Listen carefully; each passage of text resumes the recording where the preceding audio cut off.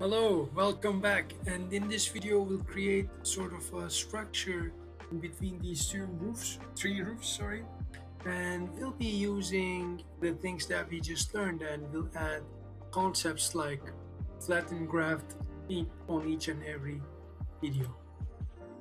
So uh, these are three different roof types, okay? And how we want to create sort of a link in between, basically like linear kind of like small columns, or let's say these are the ceilings and we are going to have suspended ceilings or put these hang from these guys as a scenario, however you feel comfortable with. So what I'll be doing is I'll be defining my geometries as my surfaces.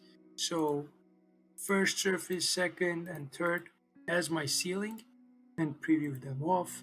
And then I will be doing the same similar thing for the bottom, but let's go with the top ones first. Then I'll go to surface, go to util, divide surface. But what I want to do now, since these are three different scenarios, I don't want to have all the values are defined for me as 10.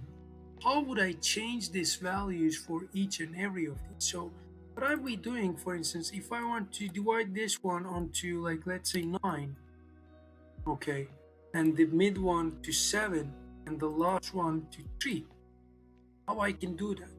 I can just connect them by pressing shift, but that might be a bit problematic. That's why I will go to merge, and then I'll just connect all this into one single slider as if they are one single coming out, one single um, input.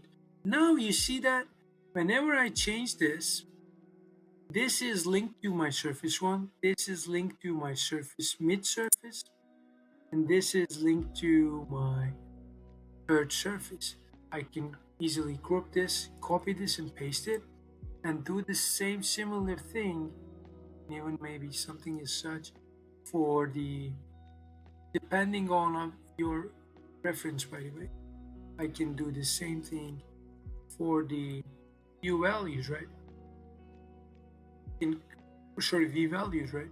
So when I do so, what I'm seeing here for the v count, it's basically taking it and changing it into the same values. But you can say, you know what, I want to have less here as well, like less here as well, and want to keep this as it is for this one.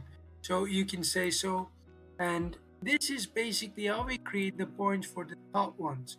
But for the bottom ones, how we wanted to create this? So we wanted to also take the surfaces, okay, or copy this and paste it.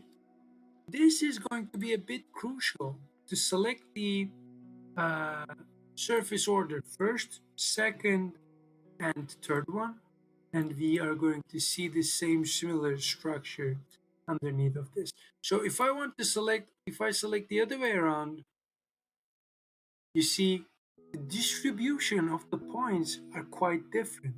And when I wanted to create sort of a structure in between, they are not going to be perfectly matching, and we'll be taking a closer look at that in our next video.